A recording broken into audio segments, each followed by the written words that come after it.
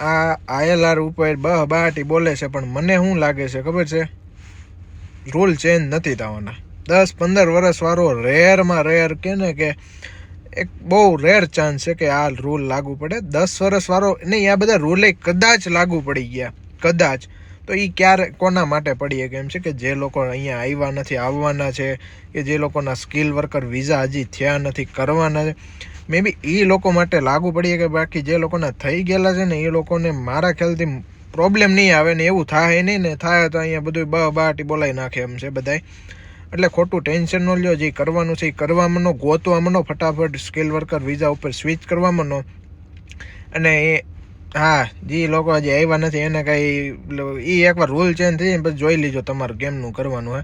બાકી હવે ભણતા હોય એ લોકોને વેઇટ કરવો પડે. જે લોકોની પાસે મોકો છે કે ભાઈ કરીએ કેમ છે સ્વિચ, એ વહેલા તે પહેલાંના ધોરણે કરી નાખજો. પછી જો કાલ સીધો બોમ્બ ફૂટી ગયો ને તો આપણે બોમ્બ ફૂટતા વાર નહીં લાગે, કંઈ ગમે એવું નાખી દીધું ને.